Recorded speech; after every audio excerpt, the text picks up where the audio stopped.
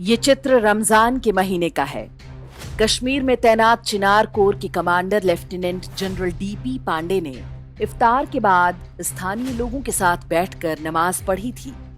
सीमावर्ती क्षेत्रों में तैनात भारतीय सेना स्थानीय लोगों के साथ घुल मिल कर रहती है, उनके त्योहारों और आयोजनों में हिस्सा भी लेती है।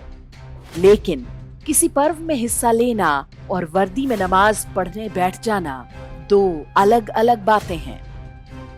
लेकिन एक राष्ट्र के रूप में ये चित्र हम सभी के लिए चिंता का विषय होना चाहिए। भारतीय सेना धर्मनिरपेक्ष संस्था है। सैनिकों को अपने व्यक्तिगत पूजा पद्धति को मानने की स्वतंत्रता है, लेकिन सेना के लिए एक ही धर्म है और वो है राष्ट्र की सुरक्षा। सेना के अधिकारियों के लिए जालीदार टोपी पहनकर सेकुलर दिखने की कोई विवशता नहीं।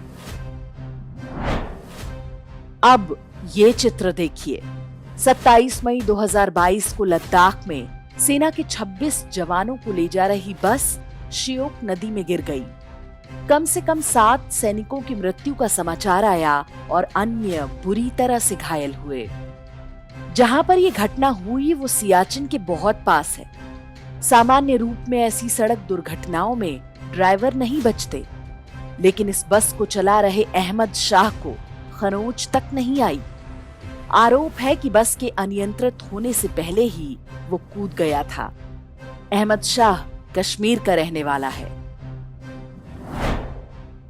ये मात्र दुर्घटना थी या आतंकी हमले का कोई नया प्रकार, ये हम नहीं जानते। हो सकता है कि कभी जान भी ना पाएं।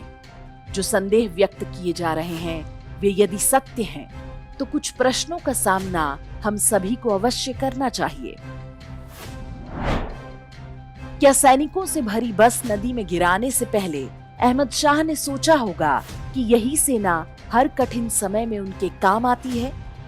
अहमद शाह को याद आया होगा कि सेना ना हो तो उन्हें खाने पीने की वस्तुओं तक के लिए तरसना पड़ जाएगा। क्या ड्राइवर ने सोचा होगा कि इसी सेना के एक कमांडर ने कुछ दिन पहले उनके साथ बैठकर नमाज पढ़ी थी? इन सभी प्रश्नों का उत्तर एक ही है। यदि हम आंखें होते हुए भी अंधे नहीं हैं, तो वो उत्तर हमें पता भी है। तो जो बात सामान्य लोगों को पता है, उसमें हमारी सेना क्यों धोखा खा गई? सेना को तो शत्रु के प्रति निर्मम होना सिखाया जाता है।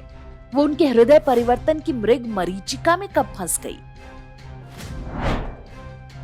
भारतीय समाज का सबसे बड़ा संकट यही है कि हमारे अंदर शत्रु बोध की कमी है। अरब से आई जिस बर्बर मानसिकता ने 1000 वर्ष तक हमें रौंदा और लूटा, उसे आज भी हम अपने जैसा ही मान लेते हैं। कुछ अपवादों को देखकर हमें लगने लगता है कि उनमें भी हमारा ही डीएनए है। अपवाद निश्चित रूप से होते हैं, लेकिन उनको नियम नहीं मान लेना चाहिए। ये एक मजहब नहीं बल्कि मलेशिया है। उसका हर सदस्य युद्धरत है। सावधानी ही समझदारी है, अन्यथा देश को अपने बहुमूल्य सैनिक इसी तरह से गंवाने पड़ेंगे।